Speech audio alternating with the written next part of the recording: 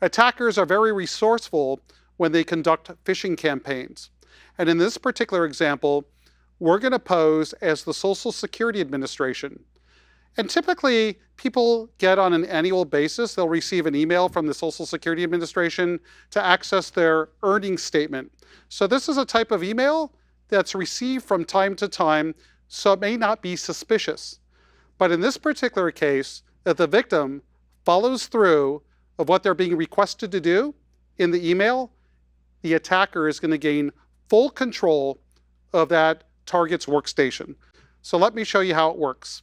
So over here on the attacker computer, we have our command and control. This will become important in a moment. And over here, we have the victim. We're logged into Office 365, and we're the victim. So let's go ahead and open the email. Basically from the Social Security Administration, an annual reminder to review your Social Security statement. And in the email, it requests that you go to this hyperlink at socialsecurity.gov, review your statement. But as we're all taught to do, we're going to hover over the link to see if it's suspicious. So let's go ahead and zoom in a little bit. There we go. We're going to hover over. And you can see it's going to socialsecurity.us.org. Could that be real? Or is this a phishing attack? Well, somebody might not be certain and they still might follow through. Or in a lot of cases, nobody really pays attention. They don't bother hovering over the link and they just click through anyway. So let's go ahead. We clicked on the link and out comes up the Social Security Administration's Terms of Service. We're not going to read this, but we're going to go ahead and click I agree and do next. So over here, we're purportedly logged into the Social Security Administration's portal. And then, of course, the next step is to download the document to take a look at your earnings statement. So let's go ahead and do that. And if we see here on the left-hand side, it's downloaded the document. Let's go ahead and open it up.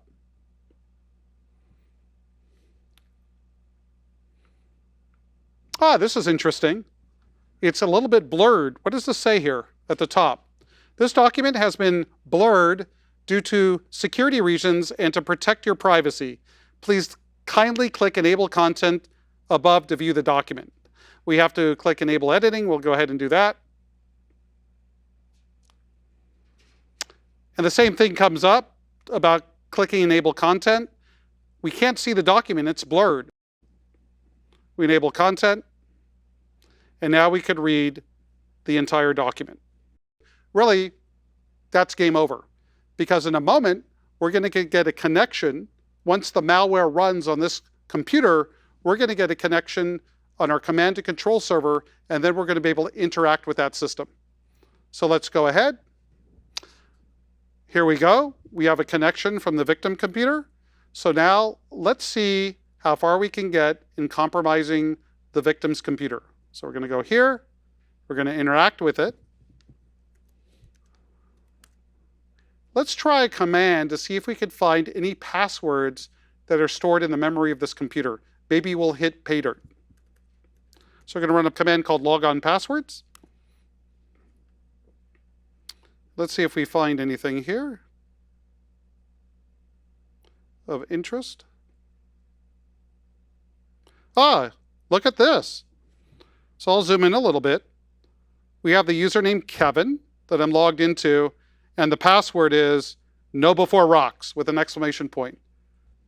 So how do you protect yourself against this type of attack? Well, you have to stop, look, and think. What were the mistakes made by the victim in this case? Well, in the email, there was a hyperlink. They clicked the link without bothering to hover over it to verify it was going to the legitimate Social Security website. Secondly, the victim was fooled into clicking Enable Content to unblur the document. Well, that's highly suspicious that you would have to click Enable Content to unblur the document. When you click Enable Content, it allows a macro to execute. A macro is simply a tiny program, and that tiny program could definitely be malicious. So always follow your organization's security policy whenever you're seeing the red flags, so they could look into the email to make sure that it's actually legitimate and not malicious.